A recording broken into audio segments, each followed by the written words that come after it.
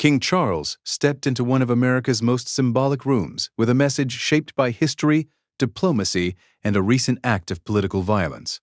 On Tuesday, April 28, 2026, the King addressed a joint meeting of Congress during his state visit to the United States, becoming only the second British monarch to do so after Queen Elizabeth II in 1991. As the chamber watched, Charles opened his remarks by acknowledging the atmosphere surrounding the visit.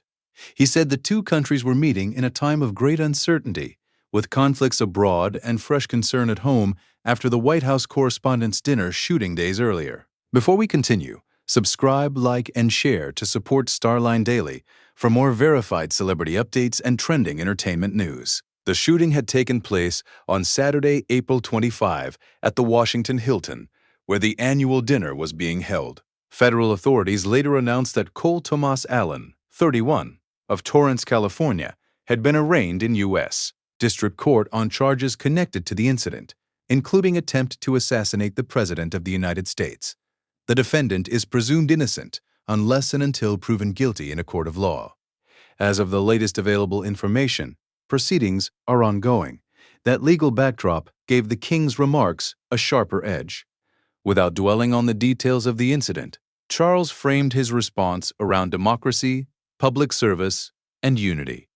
He said acts of violence would not succeed, and he praised those who risk their lives in public service. It was a restrained but direct moment, delivered inside the Capitol while lawmakers were still processing the security shock from the weekend.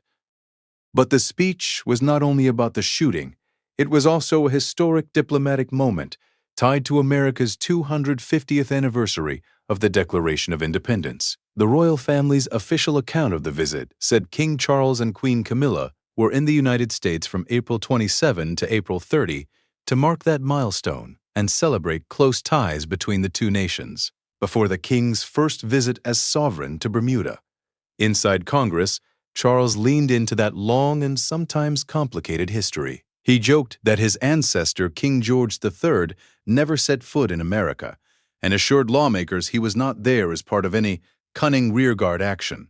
The humor softened the room, but the larger point was serious. The relationship between Britain and the United States began in conflict, then evolved into one of the world's most consequential alliances. The King also connected his address to his mother's 1991 appearance before Congress. Queen Elizabeth II was the first British monarch to address a joint meeting of Congress, and her son returned to the same setting more than 3 decades later. This time, the global context was different.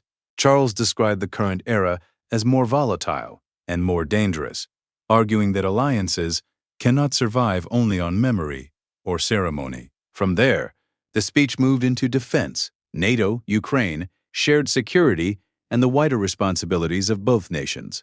Charles said the challenges facing the world were too large for any one country to carry alone. He also highlighted long-standing military and intelligence ties, including cooperation between the United States, the United Kingdom, and allies. The visit itself was built around symbolism.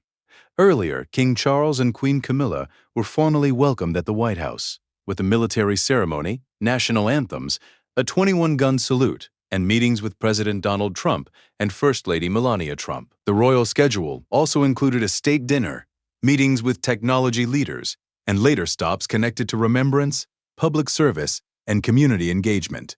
What made the Congress speech stand out was its balance. Charles had to honor American independence from Britain, acknowledge a violent incident under federal investigation, and reinforce the U.K.-U.S. relationship without turning the moment into a political speech. His answer was to frame the address around reconciliation, democratic values, and the idea that both countries have repeatedly found ways to come together after disagreement.